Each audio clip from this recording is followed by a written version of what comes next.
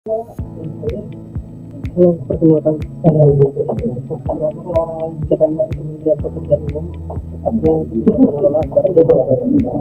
Di dalam perjalanan saya menuju lapangan ini, saya menemukan satu nilai yang benar-benar cukup mengena dan cukup relevan dengan dunia kerja saat ini, yaitu nilai kolaboratif.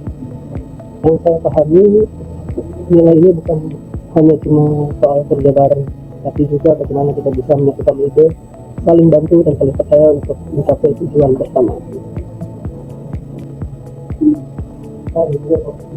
Dan perjalanan saya cukup memahami kalau nilai kolaboratif berarti bukan hanya mau dan mampu bekerja sama dengan berbagai pihak, tetapi juga disertai menghargai dalam perbedaan pendapat, seperti jika dikaitkan dengan pemahaman kolaboratif di bidang PNM.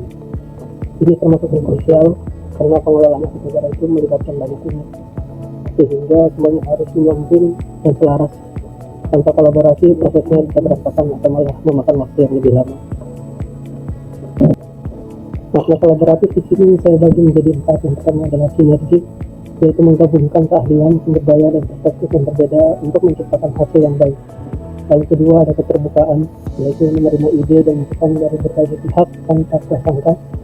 Lalu ketiga ada komunikasi, yaitu menyampaikan gagasan dan mendengarkan secara aktif demi pemahaman bersama. Lalu yang keempat adalah kepercayaan, yaitu saling menghargai peran dan kontribusi anggota tim. Perilaku utama dalam nilai kolaboratif terbagi atas 4, yaitu perilaku yang pertama adalah memberikan kesempatan kepada berbagai pihak untuk ikut berkontribusi. Perilaku kedua adalah terbuka terhadap umpan balik dan menjadikannya sarana perbaikan. Perilaku yang ketiga yaitu menggerakkan kerjasama lintas unit atau instansi untuk meningkatkan kualitas dan hasil. Lalu perilaku yang keempat adalah membangun jejaring yang luas untuk mendukung pelaksanaan tugas.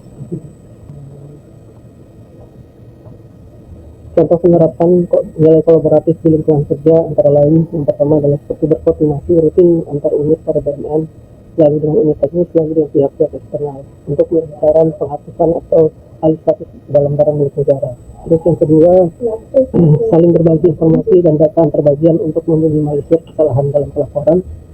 Dan ketiga yaitu dapat mengundang masukan dari pengguna barang agar kebijakan pengelolaan dalam barang milik negara lebih tepat sasaran.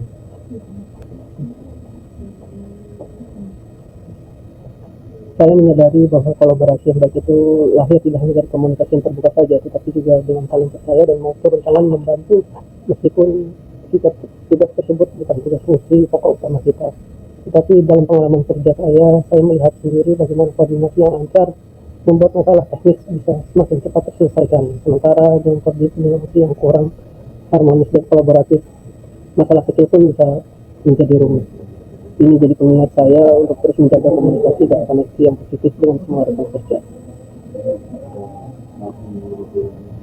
Kesimpulan dari pembelajaran ini, depan saya ingin menjadi ASN yang dikenal sebagai tim player sejati yang siap menghubungkan, menguatkan, dan membuat kerja tim menjadi lebih solid. Dengan kolaborasi yang sehat, saya yakin hasil kerja kita bisa lebih cepat, tepat, dan bermanfaat untuk masyarakat dan institusi. Sekian ulasan jurnal saya. Terima kasih. Wassalamualaikum warahmatullahi wabarakatuh.